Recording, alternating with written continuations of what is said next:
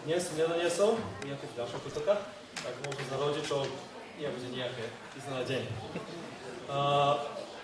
Milé deti, dneska do obedu chcem by som v prvom rade sa vás osloviť. Niečo, čo možno ste už počuli v nedeľnej škole, ale predsa je najmä to dobre zopakovať.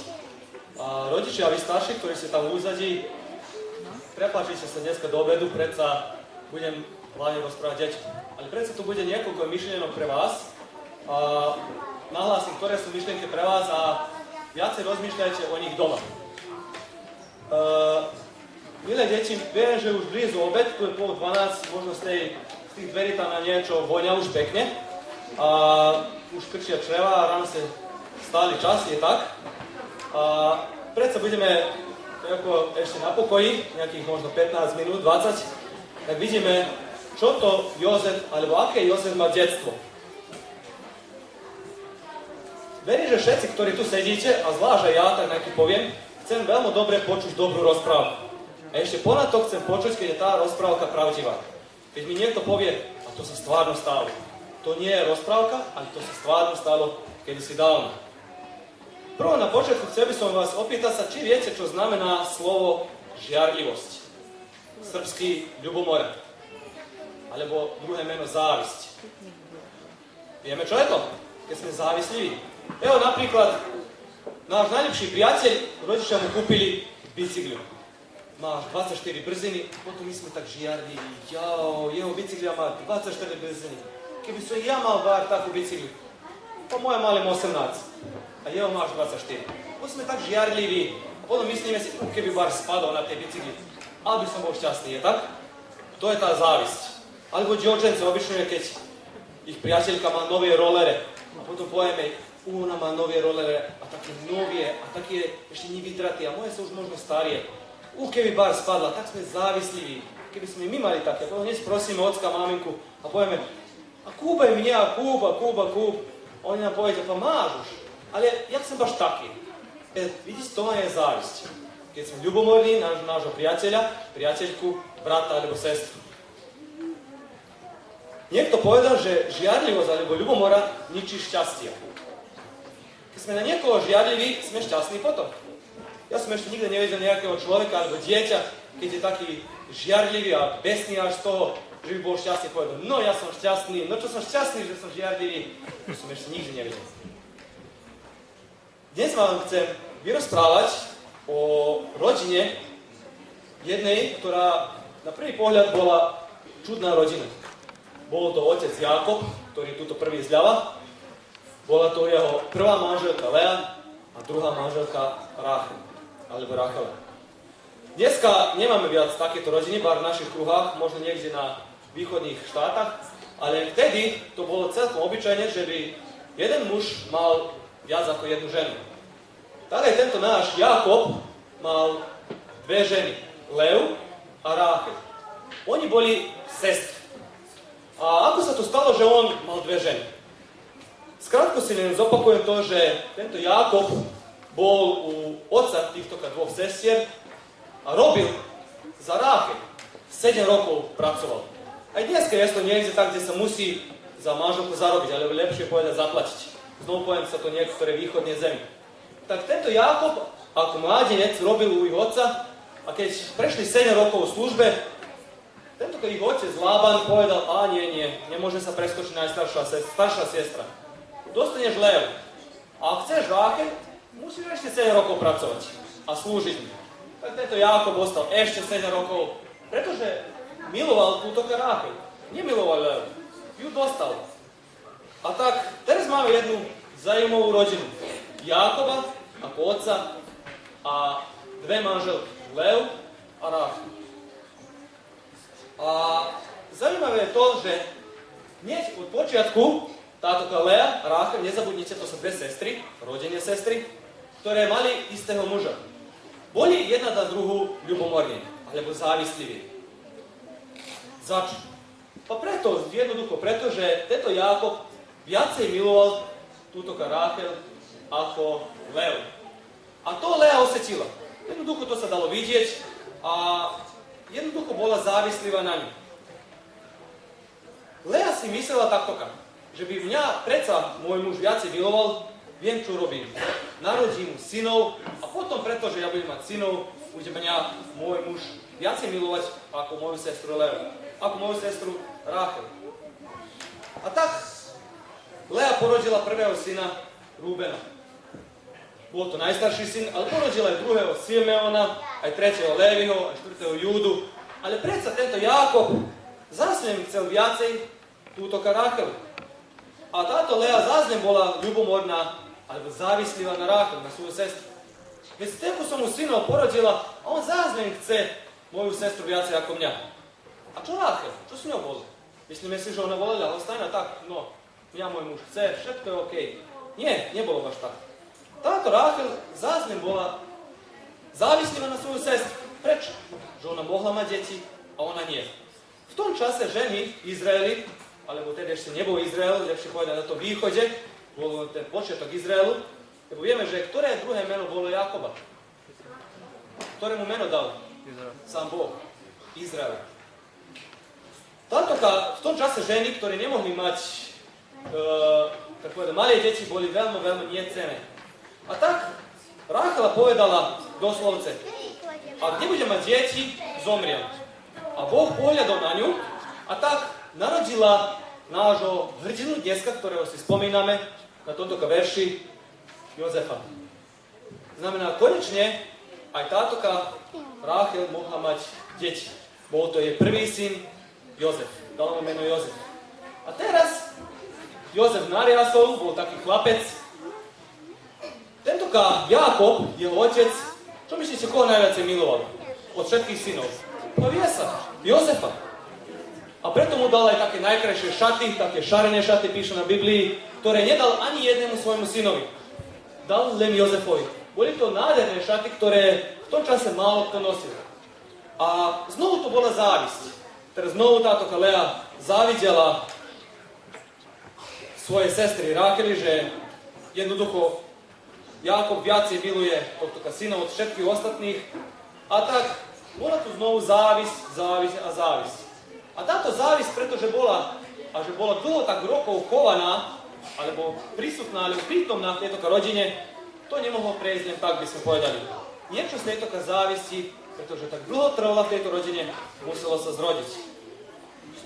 A bolo to, že posle mnoho rokov táto Ráchel, posle 6 rokov, keď Jozef mal odprilike 6 rokov, Ráchel narodila aj druhého syna, ktorému pomenovala Benjamín. Medzi tým, čo sa stalo? Na pôrode Ráchel zomrela. Jozef, pravdepodobne ako 6-ročný chlapec, nezapamätal svoju matku. Ostal ako malý chlapec 6-ročný a s malým bratom Benjamínom sám. Nezostal sám, ostal v rodine, ktorá bola veľká rodina. Lea už vtedy mala 10 synov a jednu dcéru. Znamená, bola tu veľká rodina a teraz o týchto dvoch chlapcoch, ktorým matka umrela, Ráchel, starala sa, by sme povedali, druhá matka, Lea. A Jozef odrastal, by sme povedali, bez svojej rodinnej matky. Znamená, Jozef už ako malý chlapec dožil ťažký úder od Boha, by sme povedali. Aby sme povedali, v tom čase, keby sme sa postavili do koži Jozefa, povedali by sme, a prečo to Boh urobil tak? Prečo zobral matku dvom malým deťom? Ale Boh mal plán. A Boh všetko, čo robí, nerobí náhodou. Medzi tým táto ľubomora, keď tak veľa rokov a závisť, by sme povedali, stojí u niekoho v srdci, niečo sa rodí z tejto závisti. Rodí sa to, že niekoho mrzíme. A to je potom ten postup hriechu. Postup hriechu ide ďalej. Znamená nie len, že na niekoho sme ľubomorní a že závidíme, ale už začíname mrzieť. A zase to pri deťoch je tak, milé deti. My nie, že niekomu nie len, že závidíme a že sme závisliví a že ľubomorní sme, ale potom aj toho mrzíme. Juj, keby som ho mohol, keby sa mu niečo zle stalo. Až toľko ideme ďaleko, že dokonca aj svojho rodinného sestru alebo brata, ak máme, toľko mrzíme a myslíme si, keby sa mu niečo zle stalo, keby som mohol zabiť. Až toľko ideme ďaleko, je tak? Niekedy. Až na to pomyslíme. A je to veľmi, veľmi zle na nás. A veľa raz sa myslíme, že sme sami, že naši rodičia od nás nechcú, nechce náš ani otec, a ani matka, že radšej chcú nášho brata alebo sestru. A myslíme, náš nikto na tomto svete nechce. Sme sami. Tak veľa raz myslel aj Jozef, že je sami. Veď na matke nebolo viacej, chcelo otec, ale predsa otec mal to aj ostatných synov. Ale nezabudnime v takých chvíľach, keď sme sami, keď myslíme, že nám všetké lode potonuli, že sme sami na ulici, najlepšie by bolo, da odídeme z našej rodine. Nezabudnime, že niekto predsa nás má rád.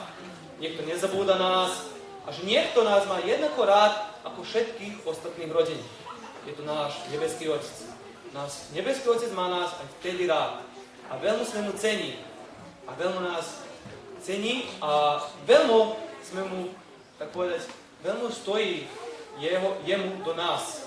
A nezabúdajme, že on je naveky prítomný a jedine, čo nebeský náš otec nechce vtedy pri nás, je tá mrzutosť, je tá závisť a jedine on to nechce, že máme v našom srdci. A preto sa čotri od toho musíme sprostiť, lebo to je hriech. Musíme zabudnúť na to a nesmieme byť mrzutí, nesmieme byť závislí, lebo to je hriech. Tento náš Jozef vyrastal vo veľkej rodine. Mal až 11 bratov a jednu sestru. A tento Jozef, keď nariasol, tak asi do nejakých 17 rokov niečo sa tedy stalo. Jeho bratia, ktorí boli dosť starší od neho, boli niekde v poli. Pásli ovce a tak on bol doma so svojím najmladším bratom Benjaminom. A otec Jakub sa opýtal, no Jozef, tvoji bratia sú veľmi ďaleko, niekde v poli, v kraji, či by si chcel ich obísť a vidieť tam, kde sú oni. A tento Jozef povedal, a prečo by nie? A tak tento Jozef chodíval za svojimi bratma a viete, čo sa stávalo? Keď God navštívil svojich bratov, videl, že tieto bratia váš neobchádzajú s tými ovcami a že všetko nerobia tak váš ako najlepšie, čo by mali. A potom, keď sa navracol k svojmu otcovi, navyky by ste povedali cinkári alebo žalovali otcovi, ale nebolo až tak. On vral, vieš čo, moji bratia váš nerobia najlepšie, zaľahajú v robote a tak neobchodia sa najlepšie. A títo jeho bratia preto ešte viacej mrzeli. Nechceli ho.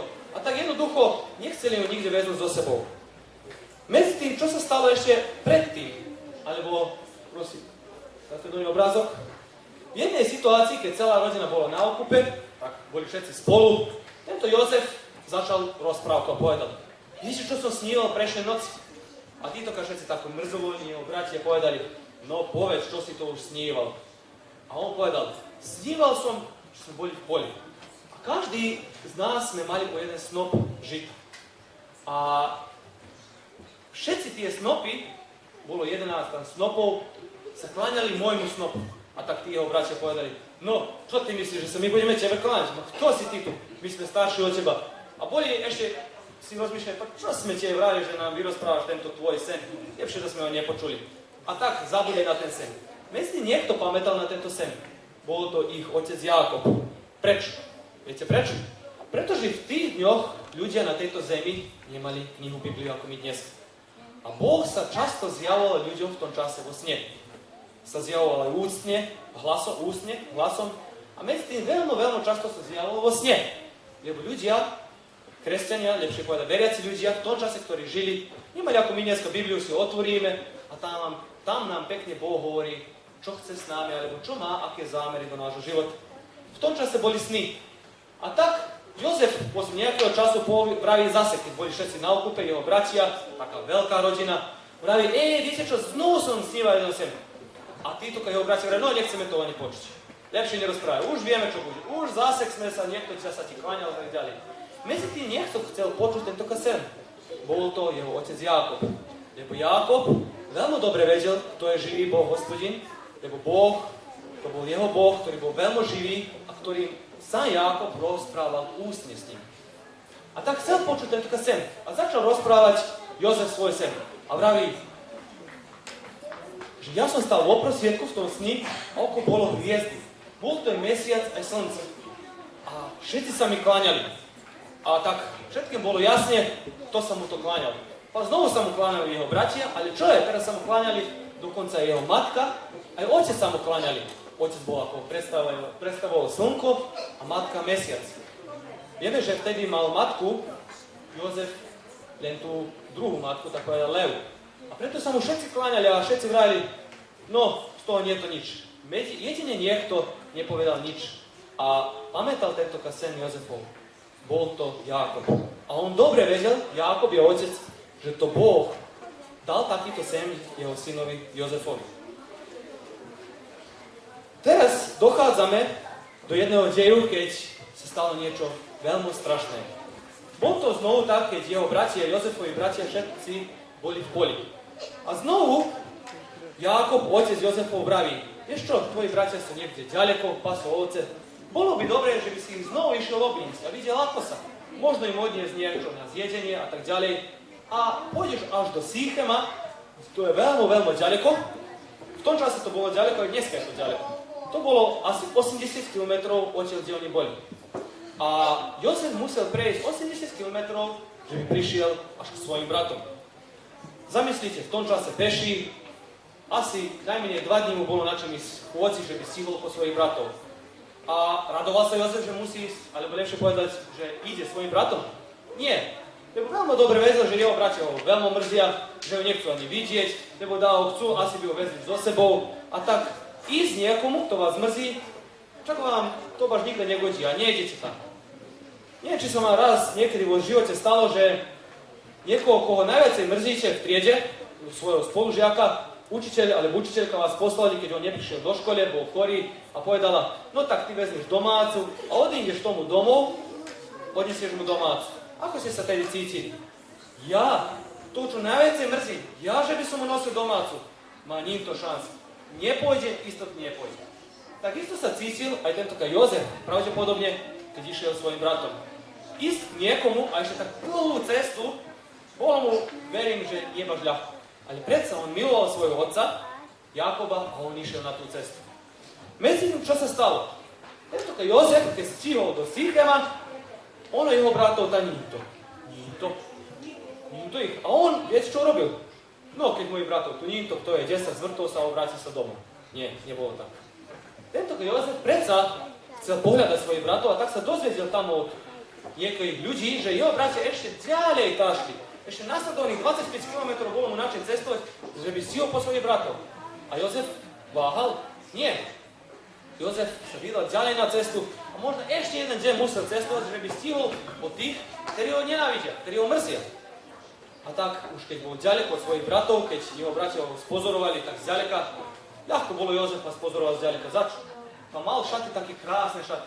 Šaty, ktoré, môžeme povedať, skoro nikto nenosí. A keď ho jeho bratia videli, vraveli, evo, kto ide? Ide ten, čo sníva, ide snár, tutoka. Evo, ide nám zas problém, zas my tu sedíme, nič nerobíme, zas nás bude žalovať otcovi. Čo urobíme s ním? A tak bola tam popri nich jedna diera, taká studňa, a jeden povedal od bratov, no evo, chytíme ho, zabijeme ho a tu ho hodíme do tejto diery. Medzi tým Rúben, ako najstarší brat, povedal, čo vám je, čo tu rozprávate? Či ho zabijeme? Ste vy, ako na čím? Pa to máme brat. Či sme my niekedy tak pomysleli? To máme brata a sestru. Keby som ho mohol zabiť, tak by bolo najlepšie. Tak aj títo, ale títo jeho bratia boli už starší ľudia. Boli už v rokách. A rozmýšľali takto. Bolo to strašné. A potom Rúben povedal, nie, nemôžeme to urobiť. A viete, čo urobili? Keď prišiel Jozef k ním, oni ho chytili, vyzliekli a hodili do tej jamy. Hodili ho živého. A on kričal z tej studni, čo tu robíte, Jozef? Zapomal. A prečo mi to robíte? Čo som vám urobil zle? Pa pustím ho od toka. Ale oni sa verovatno vzdialili ďalej, že by ho nepočuli a rozmýšľali, čo budú s Jozefom. Pravdepodobne mysleli, nahajú ho tam, on tam zomrie bez vode a jedenia a posle niekoľko dní nebude nič s ním. Medzi tým Rúben rozmýšľal, možno tak, keď jeho bratia nebudú tam, možno príde a pustí ho odtiaľ von. Medzi tým, čo sa stalo? Stalo sa niečo, čo uopšte nepáše s týmto našim veršičkom dnes. Píše nám tuto, že Hospodin bol s Jozefom, takže sa mu všetko darilo. A teraz sa pýtame, ako to bol Hospodin s Jozefom? Stuň, sám, rodinní bratia ho tam hodili. Ako to bolo Hospodin s Jozefom? Ale Hospodin nezabudol Jozefa ani tam v studni. On bol tam s ním. Možno sa vtedy Jozefovi činilo, že všetko je hotové. Ale môžem povedať, že za Jozefa ešte toto nebolo najhoršie, čo sa mu stalo. Za Jozefa nasledovali chvíľa a dní, keď sa mu ešte mnoho toho, by sme povedali, horšie stávalo. A keď tak jeho bratia rozmýšľali, čo budú s Jozefom, odrazu videli v diaľke, že ide jedna karavána. Viete, čo je karavána? Ťavy, kamile, tak idú cez púšť. Trgovci to boli, ktorí trgovali so zlatom, striebrom, s nejakým tovarom. A tak títo trgovci trgovali, viete čo? V tom čase aj s ľuďmi. Kupovali a predávali ľudí. Zaujímavo. Veľa raz možno by sa dneska zišlo rodičom, keby mohli predať a kúpiť svoje deti, tak? Ale nie, baš tak. Nie. Vtedy trgovali takí ľudia, trgovali s ľuďmi a to boli otroci. A tak títo bratia, keď videli tých trgovcov, ktorí sa im približovali cez tú púšť, vravili si takto, evo, idea, predáme tohto nášho brata a tak nezakrvávame sa ruke, znamená, jednoducho nezabijeme ho, lebo predsa je on náš brat a je sa ho rieši. Predáme ho a čak ešte zarobíme, dostaneme peniaze. A tak Ruben ako najstarší nebol tam, keď bratia Jozefovi predali ho do tej karavány a dostali až 20 strieborných. V tom čase to aj bol a možno nebol nejaký peniaz. Ale predsa myslíme, že asi Jozef viacej vriedil.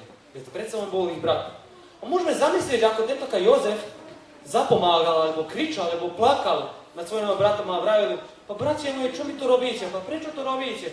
Pa ja som váš brat, pa nechcem som vám to možno zle urobiť.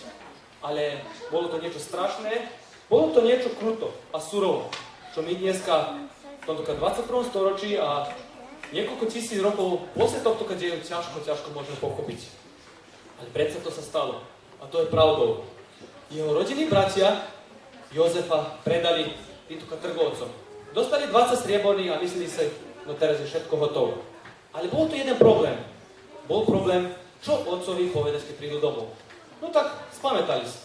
Vyzliekli tú šatu krásnu, ktorú mal Jozef, mali vo svojich rukách, zabili tam nejaké kozľa, pozmáčali tú šatu do tej krvi a povedali, no keď prídeme domov, ukážeme otcovi a povieme, divá zver ho roztrhala. Nejaký lev, nejaký medveď ho roztrhal, no tak, a tvojho syna viacej nie je to. Ostala len táto sukňa, alebo tento šat. A v tom čase to nebolo nič, tak povedať, neobyčné, že by niekoho usmrtila divá zver. Prečo? Lebo v tom čase, v tom kraji bolo veľa divých zverov, boli tam dokonca aj levy, ktorí dneska nežijú, boli mnoho divých zverov. A bolo to, tak povedať, možno aj každodenne, že niekoho nastrádalo divé zvery. Medzi tým Boh bol s Jozefom. Boh bol s Jozefom aj v tom čase, keď bol predaný. A verím, že všetci, ktorí sme tu prítomní, ledve čakáme, a čo bolo ďalej s Jozefom. Ako to Boh bol s ním? Jozef predaný, ide do cudzej zemi, nevie ani on, kde ide. Dokonca, či aj prežije tú cestu cez púšť, keď nie je to ani dosť vode tam, a on je otrok. Zaviazané sa mu ruky, nohy sa mu možno v putách, ledve kráča, nejde ani na kamile po tom piesku. A vieme, že mnohí ľudia, alebo lepšie povedať otroci v tom čase, boli niecenní. Celkom bolo obyčajné, že by niekto zabil otroka a za to ani neodhováral. Lebo oni boli na cene toľko, ako aj obyčajné zvieratá, domáci, otroci. Jozef sa stal jeden z nich otrokom. A prečo? Vráťme sa naspäť na počiatok našej rozprávky. Pre závisť, pre ľubomoru, potom preto, že ho mrzeli jeho bratia a nakoniec, pretože to bolo chované ich rodine mnoho rokov, stalo sa niečo hrozné.